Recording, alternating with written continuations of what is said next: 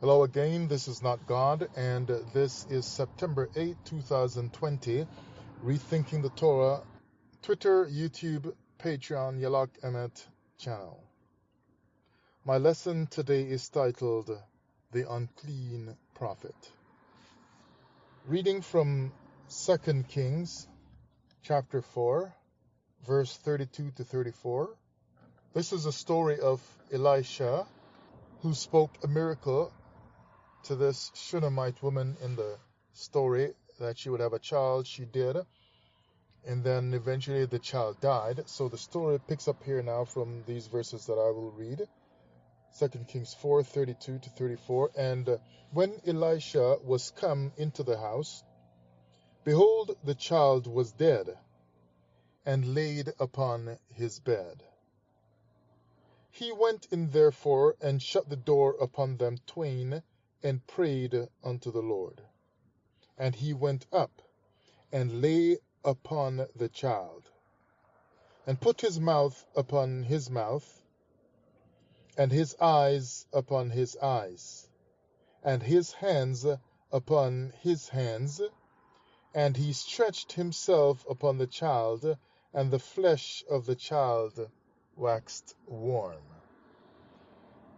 And this is a lesson I'm making out of this from what I touched on quickly in another lesson I did recently, how Elisha was handling this dead body, which was against Levitical law. It really seems strange to me that Elisha would have done this thing and handled the dead body in this manner.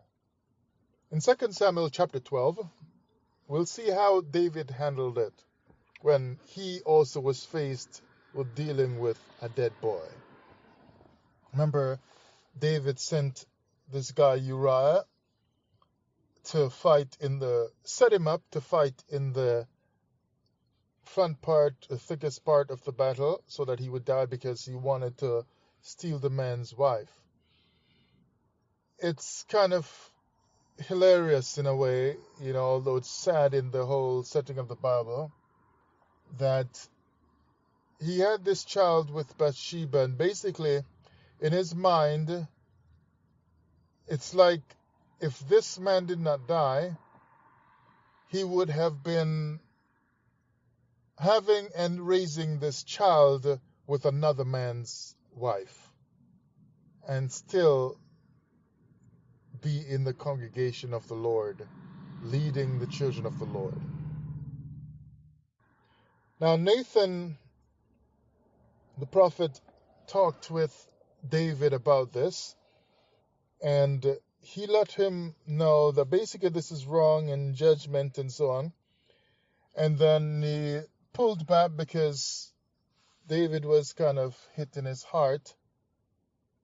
And, so eventually he said, okay, well, the Lord will not deal with you the way he was going to at first, but still, because you brought shame upon Israel in the eyes of the nations, for this thing that you have done, the child that you had with the woman will die.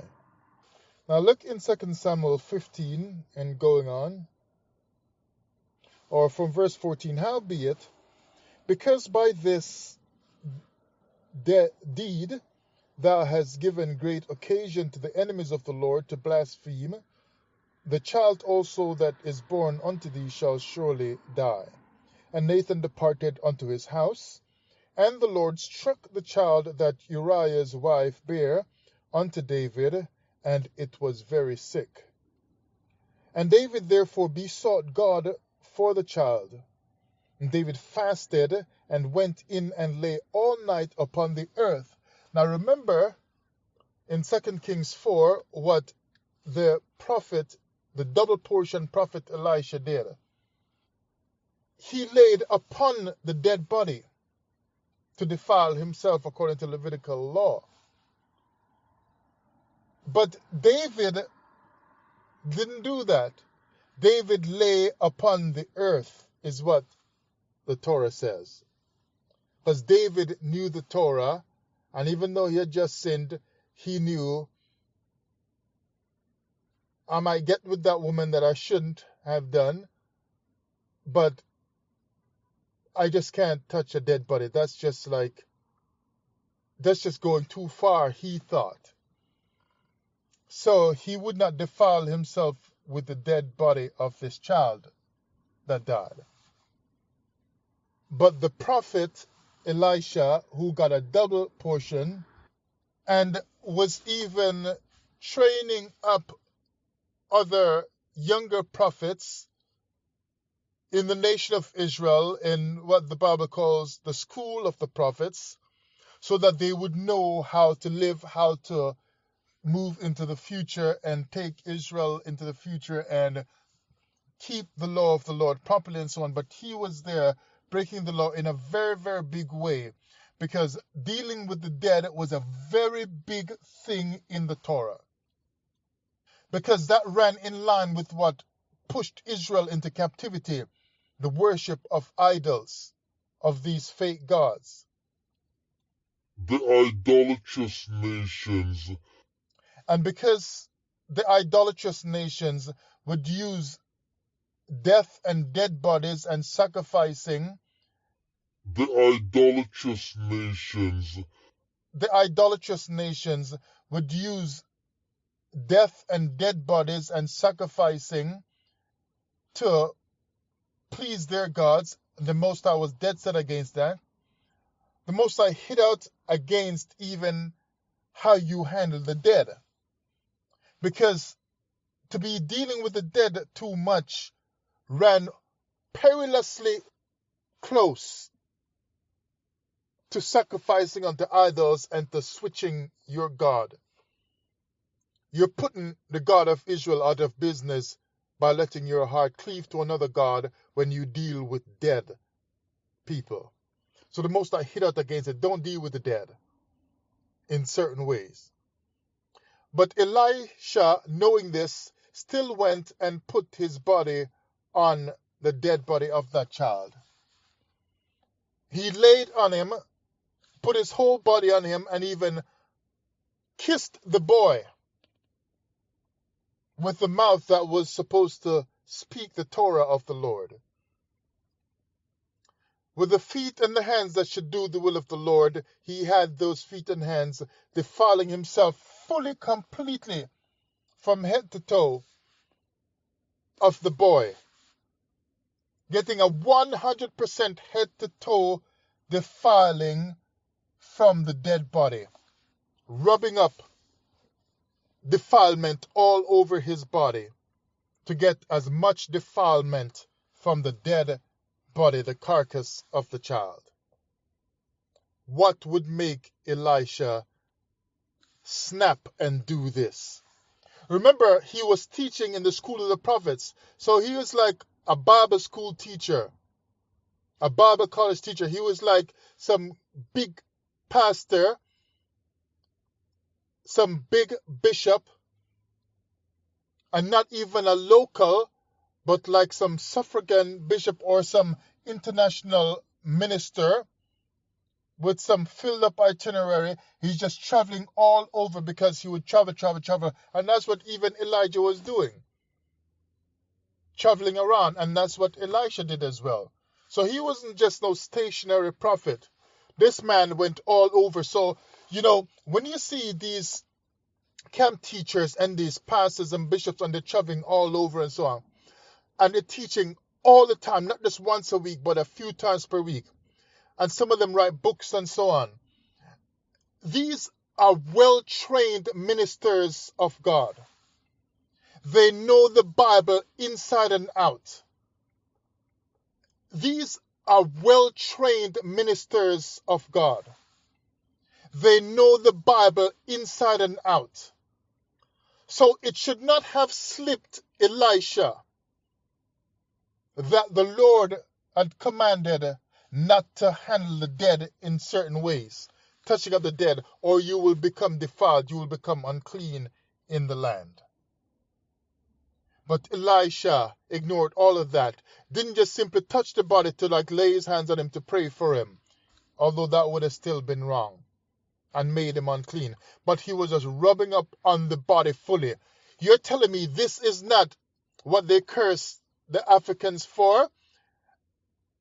And even these voodoo people, you call them in different parts of Africa, although they come under different names, and in Haiti and in Jamaica, where I grew up, the way we talked about the dead there sometimes, and the seances and so on.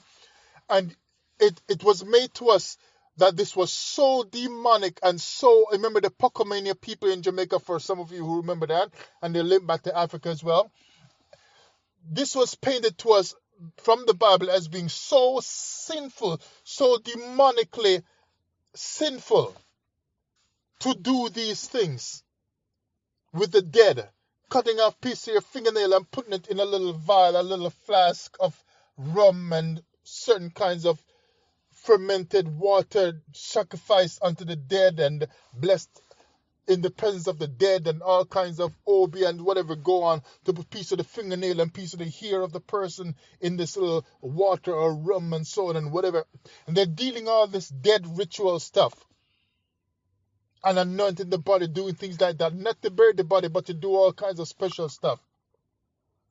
And you're telling me that Elisha, the prophet that got a double portion, did not know this was wrong and sinful?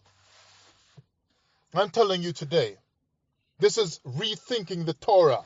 There is a serious problem.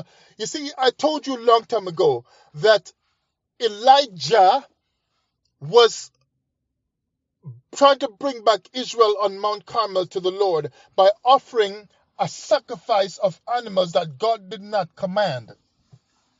As I've already told you about the sacrifices in the Torah, that God does not desire animal sacrifices to be right with him.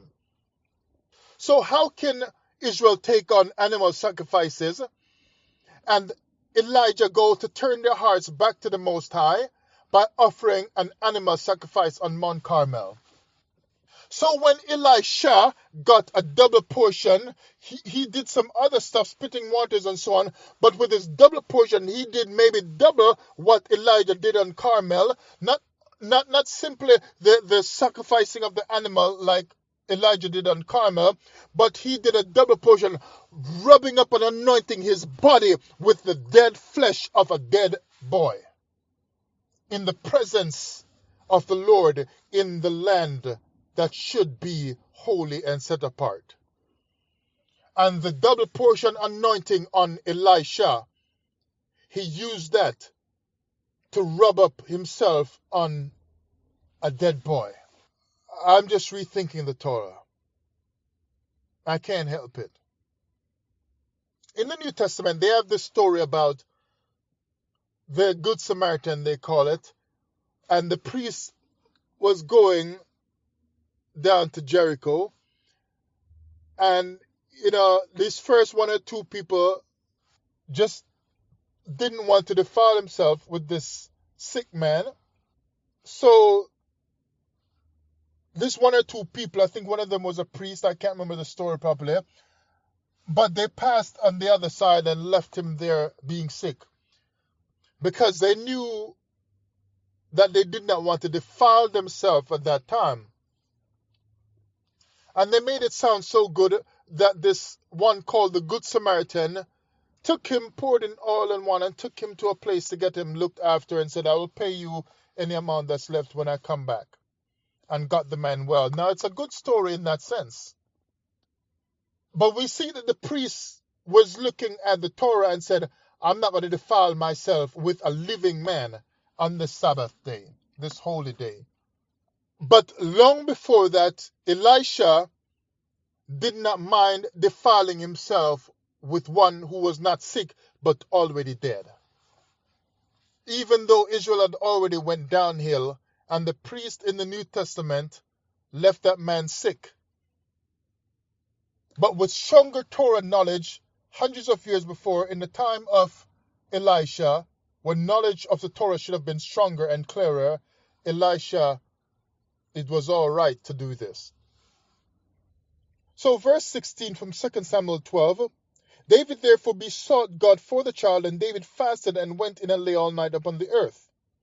And the elders of his house arose and went to him to raise him up from the earth, but he would not. neither did he eat bread with them. And just to cut out the next verse is kind of long, verse 18. Basically, it says, on the seventh day the child died, and so on. So they eventually let him know, because he said, is the child dead? They say, yeah, he's gone. So it says that he basically raised himself up, and, he moved on. He washed himself and so on, and he moved on. But he didn't lay on the child. He didn't handle up the child and so on. The child was dead. He wasn't going to defile himself. But Elisha thought it no problem to cross that line, even though he knew what the Torah said, and he was a Bible school teacher. Now, David, they say, lived somewhere around 1035 to 970 BC. So he lived before Elisha, who was around 851 BC. So you're talking about over 100 years or so after David lived was when Elisha lived. So you're telling me that the teacher Elisha, teaching in the school of the prophets, did not know the history of Israel, did not know the Torah, that the Torah was forbidding him to handle a dead body like this, and did not know the example of those who lived before him, like David, who refused to lay upon the dead child that he had with Bathsheba. And the Torah teacher in the Bible College School of the Prophets, Elisha, did not draw on the example that David, the man after God's heart, lived out before him, and match up the example of the man after God's heart with the Torah instruction in Leviticus, which I'm going to read for you, and say, I cannot do this thing and defile myself before Israel, and have that written in the Torah. You're going to think some different things today. You think your Bible teachers and your Bible teaching, all of that stuff is waking you up? I'm going to wake you up. You see, because every time you listen to one of my lessons, you are becoming more aware that something is wrong. Others more skillful than I, they can teach about the history of Egypt and expose stuff about the Torah. They can teach about the Book of the Dead and say this and that was there before, and the oldest Bible is from Kemet and whatever, and this Israel took it from Kemet and whatever, and ancient African stuff and this and that. I don't know all that stuff properly, but I can look in the text from the little I've learned and tell you something is wrong with this Torah. And I haven't read it fully yet. I just glanced it some time ago, but I'm reading too much stuff to read it now, but eventually I'll get to it. This brother, I don't know how to pronounce his name properly. Ojira or Owira, Rirafo or Jirafo or something like that, he pronounces it. And many of you hearing this, you already know of it. But he says the Torah was African Egyptian. And that's what the Torah that you have now, talking about Hebrew Israelite, was taken from. And talking about in the Christian church, you call it the Old Testament. That was where it was taken from. So obviously, a picture is coming to me as the days go by, that this whole Torah stuff was taken from our people before there was ever an Israel. And it was made into the current form of the Torah that we have. But lies were put into it. Because this is wrong. I am rethinking the Torah. Now let's run over to Leviticus chapter 5. For the Leviticus law that no one in the Torah, especially a prophet, should have been ignoring. There's a couple verses. I'll just scan through it. Let's start with verse 1. And if a soul sin and hear the voice of swearing. Okay, no, I don't want that one. Okay. Verse 2, or if a soul touch any unclean thing, whether it be a carcass of an unclean beast, or a carcass of unclean cattle, or the carcass of unclean creeping things, and if it be hidden from him, he also shall be unclean and guilty. So basically, if you are an ancient Israelite living in the land at the time when these things were being spoken and were first being lived, or followed, you wouldn't have to read the rest of the Torah scroll or hear the rest of it taught to you to know that touching the dead body of a human and rubbing up yourself with it would be wrong in the eyes of the Most High. It would make you unclean.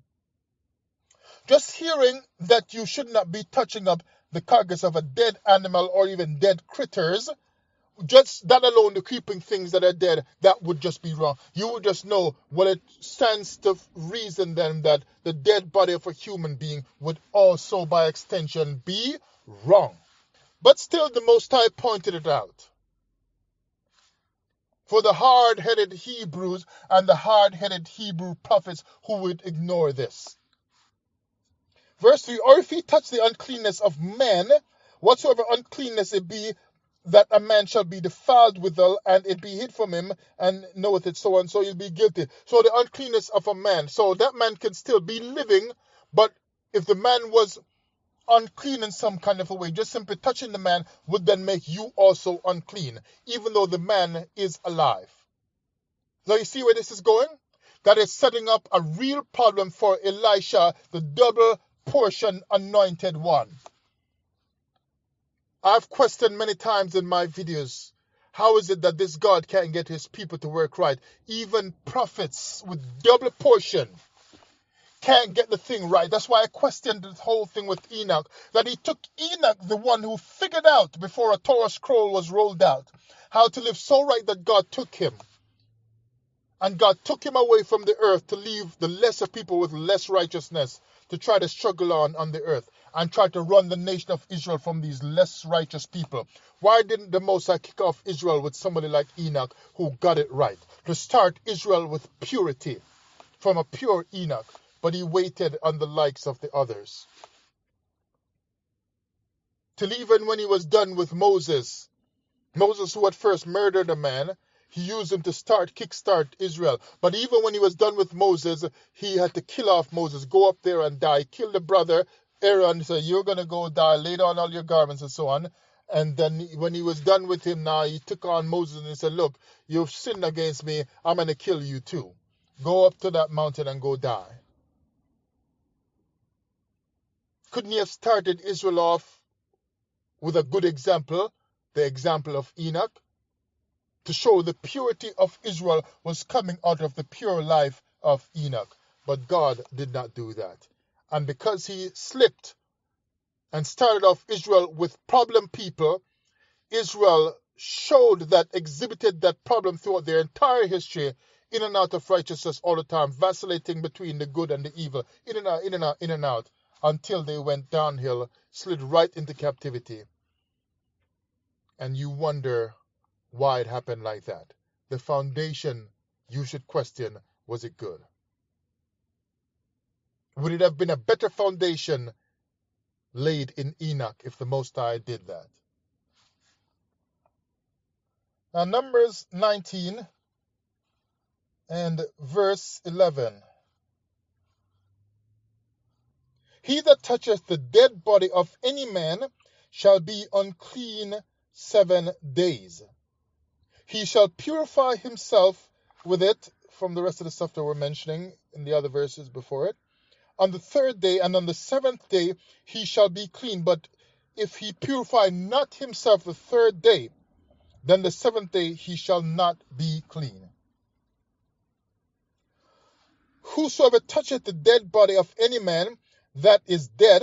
So he already said it's a dead body of any man, and then he repeats that is dead. So he's trying to reinforce that if this person is dead, right?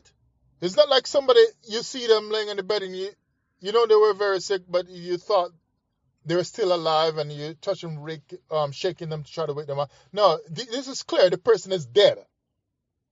Whosoever toucheth the dead body of any man that is dead and purifieth not himself like Elisha did not do, in 2 Kings chapter 4, defileth the tabernacle of the Lord, defileth the gathering of the Lord, defileth the house of the Lord, the congregation of the Lord, defileth the house of Israel.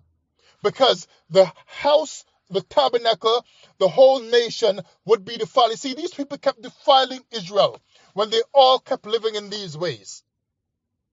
This is a prophet that should be setting an example. He's a Bible college teacher or a university Bible teacher in the school of the prophets.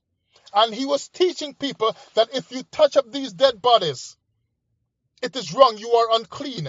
And because he's a teacher, he knows it is rehearsed in his mind all the time. That's why your Bible teacher can come up with answers and scriptures for you quickly, more than you, because they're teaching it all the time, so it stays in their mind fresh. Elisha knew this, but he did not give a damn. So he shall purify himself. If he doesn't do it, then he has defiled the tabernacle of the Lord, and that soul shall be cut off from Israel. Was Elisha cut off from Israel? Yes. Was Elisha cut off from Israel? Yes. Yes. Yes.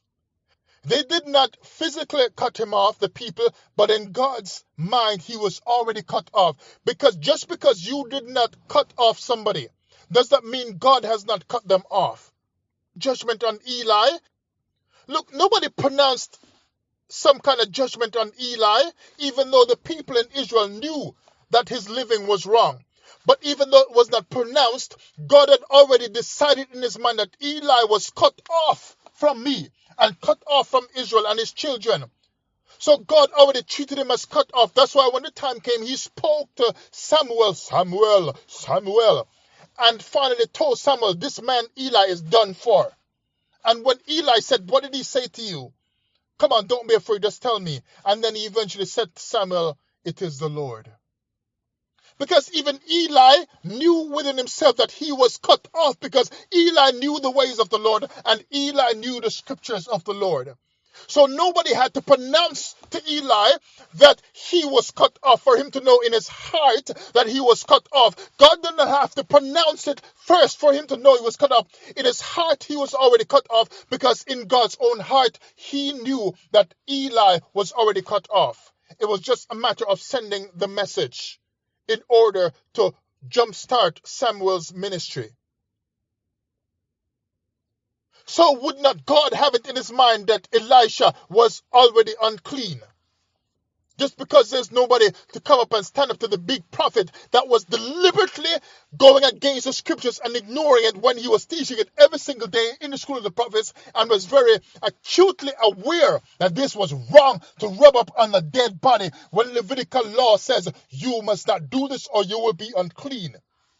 And in the case of Numbers chapter 19, where it says here, that soul shall be cut off from Israel, because he does not purify himself, and Elisha did not purify himself from this.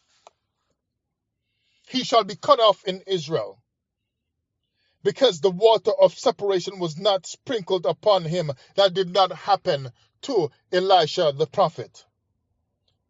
He shall be unclean. His uncleanness is yet upon him, which means it is not off of him, because he was not cleaned of it. This is the law. When a man dieth in a tent, all that come into the tent and all that is in the tent shall be unclean 7 days. Even if the man dies in the tent, everybody in the tent just automatically becomes unclean. So when he goes into that house, because a tent is a house, right? It's where people used to live. So when he went into the tent, the house of this Shunammite woman, locking the door as well so even ear can't escape, death is in the room and he locked up with it.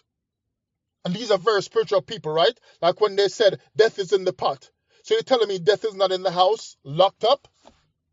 When he locked the door and laid upon the dead child's body? I'm only reading from the Torah and rethinking what it says. So if you will be honest with yourself, the flashy miracles, remember Torah basically teaches just because somebody is flashing miracles, and people use this a lot when they're dealing with Jesus stuff, because Jesus working miracles doesn't mean he's from God or approved and so on. So if people are working miracles and raising the dead and so on in the Torah, it don't mean that they're flashing miracles that they're right with God. It just don't mean it. Moses was striking the rock instead of speaking to it, so God killed him.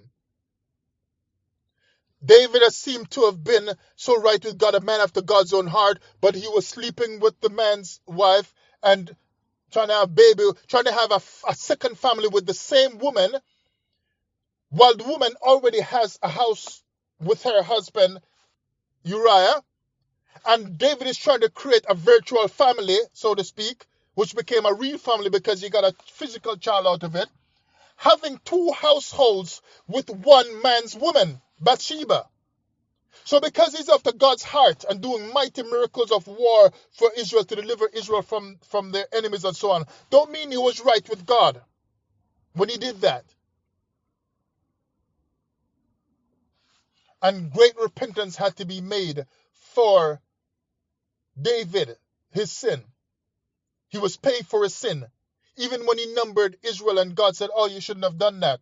And the angels came to slay the people of Israel. And then eventually he begged God to stop this thing. Moses striking the rock, he was punished for that as well. These are from people getting their punishment in the scriptures. What was the punishment that Elisha got for doing this thing, rubbing up on the dead body, kissing up the dead? But if an African or somebody from Haiti, one of our people, kiss a dead, you say something's wrong with them. They sprinkle some wine or rum around the dead. You say something's wrong with them. When the Bible is telling you that this Elijah should be cut off from Israel, is Elisha going to heaven? Or is not his punishment? Is he going to heaven, or will he be resurrected in Jerusalem when the restoration comes? Will he be resurrected to life, or resurrected unto damnation? Some to life, some to damnation. You decide.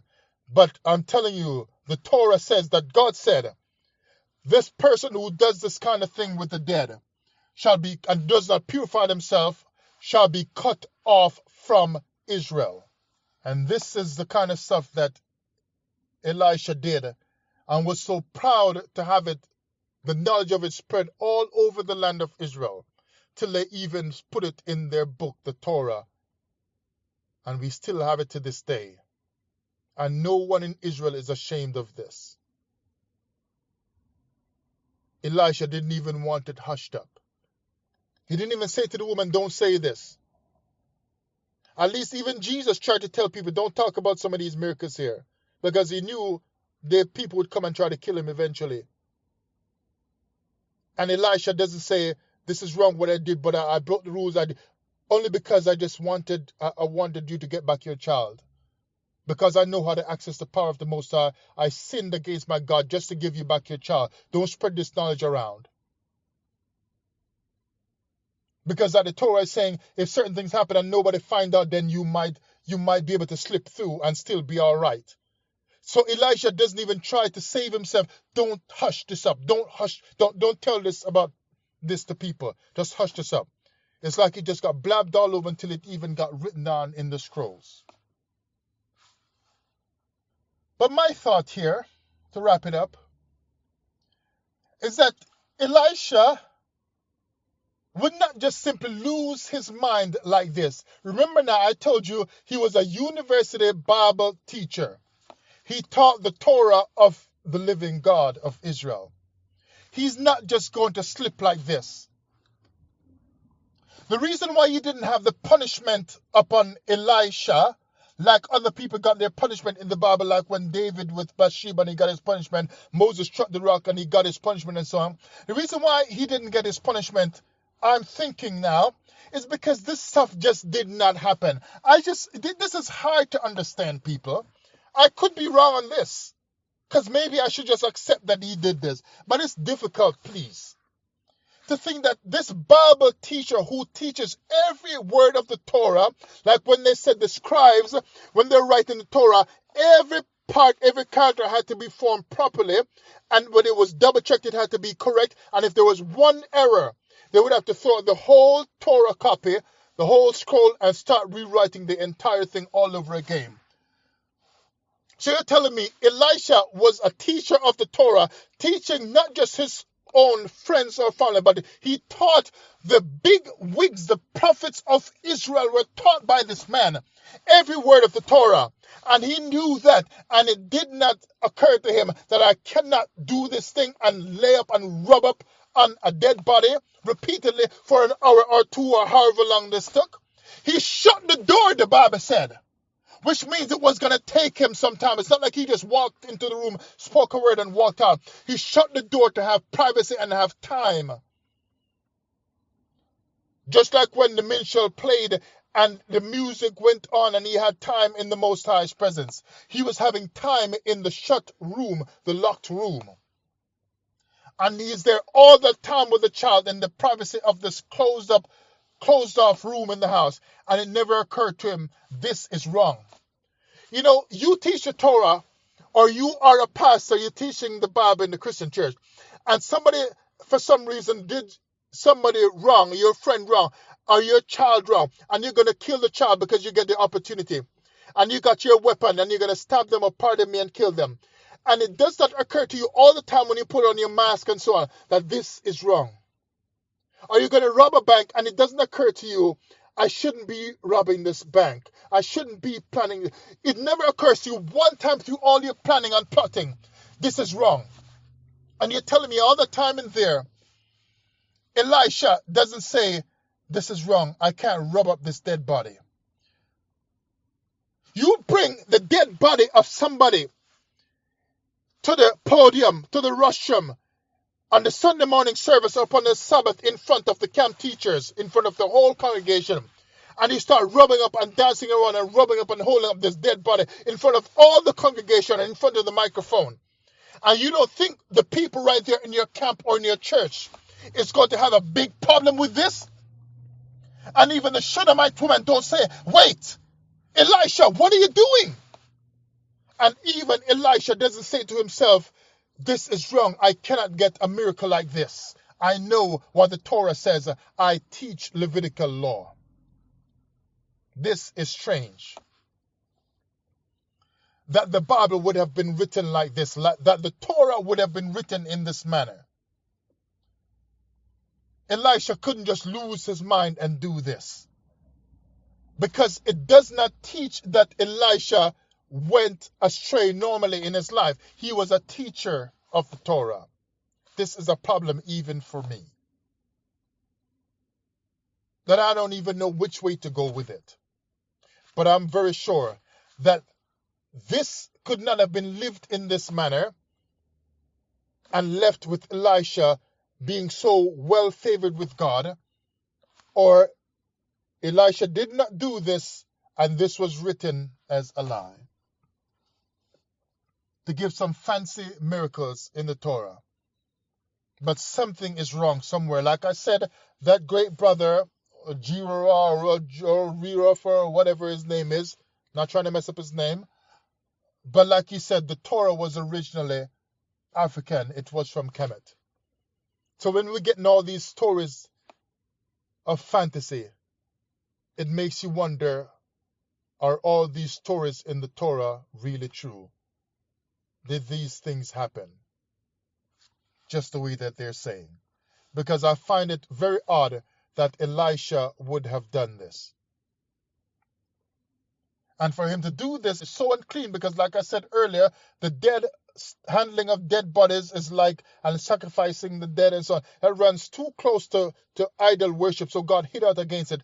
And this man Elisha is going to do some dead ritual, and God still blesses him and raises the child, and God don't have any problem with it, even to pronounce some judgment upon that house of the woman or upon the man Elisha.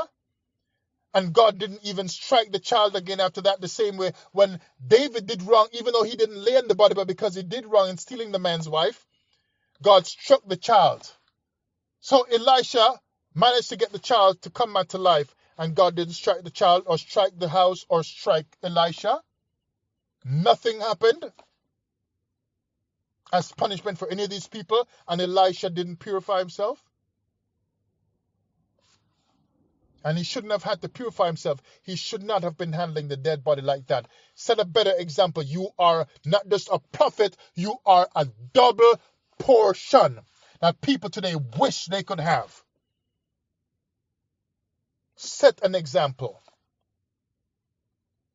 Because we are stuck in captivity and we want some better examples from these prophets so we can find our way out.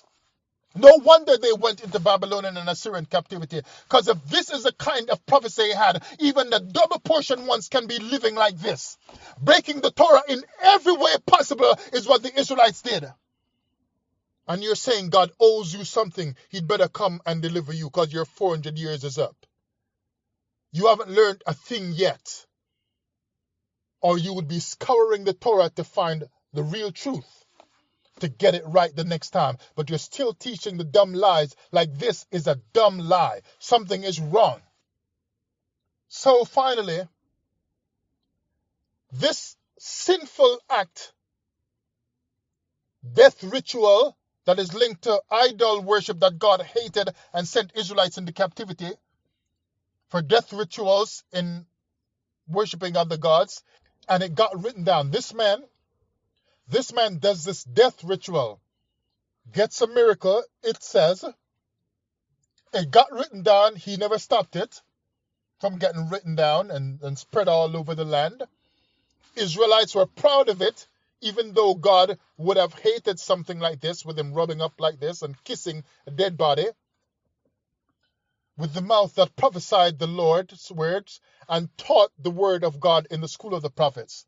And God allowed this to be written down and, like they said, preserved for a couple thousand years for us to find it, when they said they found the Torah scrolls in the Qumran cave. See, Dead Sea Scrolls means the Bible is right. You're telling me God allowed these sinful acts to be preserved. God says, I will preserve the sinful teachings and the sinful lifestyles of these people so that people can verify my holy Torah, my holy scriptures. 2,000 years later, I will preserve this for them so that they can continue teaching more lies and more wrong stuff instead of challenging what is written in the book. I'll preserve all of this. Telling you people, maybe I didn't hit the nail on the head, but damn well somewhere inside your mind you know I hit something on the head. And that you yourself know we should stop acting like we know it all and start rethinking the Torah.